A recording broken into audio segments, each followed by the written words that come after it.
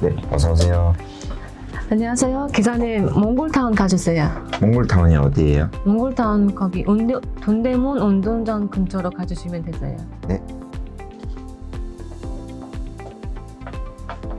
네, 다 왔습니다. 어디서 서야 될까요? 저 사거리에서 우회전 하시고 그리고 첫 번째 골목에서 좌회전 하시면 되세요. 네.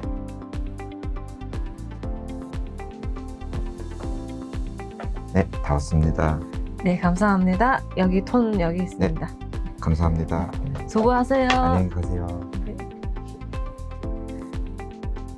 300선호 드림원 코리아 TV 속인 드림맨발. Сайн Dream Girl байна. Тэгэхээр бид нар Солонгосд амьдрангаа заримдаа үе такси барих шаардлага гардаг шүү дээ. Тэгээд өнөөдрийнхөө бичлэгээр таксинд суухдаа хэрэглэж болох хэллэгүүдээс бэлтлээ. Ерөнхийдөө бол алтрын бичлэгийн ихэнд үзүүлсэн харилцаа ярианд гарч байгаа хэллэгүүд таксинд суухад бол ерөнхийдөө түгээмэл хэрэглэгддэг өгнөд байгаа тийм ээ. Тэг.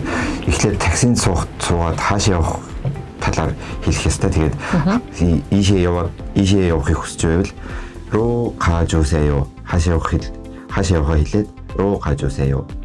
동대문으로 가주세요 гэж хэлэх болно. Явах газрынхаа өвний ард руу 가주세요 гэх болно. руу 가주세요. руу 가주세요. дараагийн хэллэг нь болохоор ямар нэгэн газрын ойролцоо очих хүсэж байгаа тохиолдолд 근처로 가주세요. очих газрынхаа нэрний артал 근처로 가주세요. 근처로 가주세요. тэгээд дараагийн үг нь болохоор 사거리 гэдэг нь дөрвөн замын уулзал. тэгээд 사거리에서 골목 гэдэг нь нарийн гудамын зам. гудамын замыг хэлдэг. За мөн бас харилцаа яриан дээр маань 좌회전, 우회전 гэсэн хоёр үг гарсан байгаа.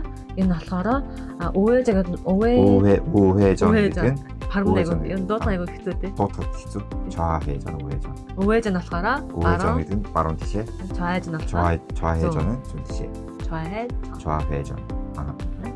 тэгээд таксинаас буухдаа бас таксины жолоочтой илтгэхээр 수고하세요 гэж хэлэх ёстой. тэгээд 수고하세요 гэдэг нь монголоор энгийнээр тайлбарлавал сайн хичээгээрэй, сайн ажиллаарай гэсэн утгатай. хичээгээрэй. За тэгэхээр өнөөдрийн бит хоёрын ерөнхийдөө бэлдсэн үгийг дахиад хоёул эхнээс нэг тавтаад хэлээд өгье дээ. хамгийн түрүүнд болохоор руу 가주세요. дараагийн болохоор 근처로 가주세요. урд сурсан хэллэг маань болохоор 사거리.